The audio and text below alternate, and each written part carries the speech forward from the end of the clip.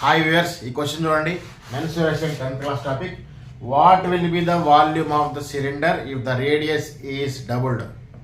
What will be the radius of the cylinder if what will be the volume of the cylinder if the radius is doubled? Radius కనుక double అయితే దాని volume ఏ విధంగా వస్తుంది అన్నారు. For example మనకి ఇలా ఒక సిలిండర్ ఇచ్చారు. సిలిండర్ ఇలా ఉంటుంది. ఈ సిలిండర్ యొక్క రేడియస్ ఆర్ అనుకుంటే, సిలిండర్ యొక్క రేడియస్ ఆర్ అనుకుంటే దీని వాల్యూమ్ ఫార్ములా ఏమవుతుందంటే πr² హెచ్ అవుతుంది. Height is the height of the cylinder, h is the height of the cylinder. H height r radius అనుకుంటే దీని వాల్యూమ్ πr² హెచ్ అవుతుంది.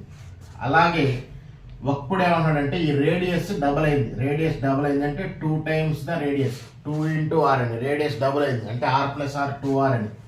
డబుల్ అయితే దీని ఇప్పుడు చూడండి, రేడియస్ 2r, హైట్ హెచ్ అయితే వాల్యూమ్ ఫార్ములా ఏంటి? π into r² ప్లస్లో r ప్లస్లో 2r, రేడియస్ డబుల్ అయింది కాబట్టి 2 into r², πr² హెచ్ కదా, హెచ్ అలాగే ఉంటుంది.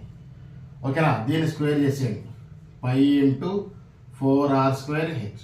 4ని ముందుకు రాసేస్తే π into 4πr² into హెచ్. యాక్చువల్గా volume of the cylinder formula πr² H. ఇప్పుడు రేడియస్ డబుల్ అయినప్పుడు మనకు వచ్చినటువంటి ఈక్వేషన్ 4πr² హెచ్. అంటే ఒక సిలిండర్ యొక్క రేడియస్ డబుల్ అయితే దాని వాల్యూమ్ 4 టైమ్స్ ఇంక్రీజ్ అవుతుంది. ఓకేనా? ఒక సిలిండర్ రేడియస్ డబుల్ అయితే దాని వాల్యూమ్ 4 టైమ్స్ ఇంక్రీజ్ అవుతుంది. ఓకే.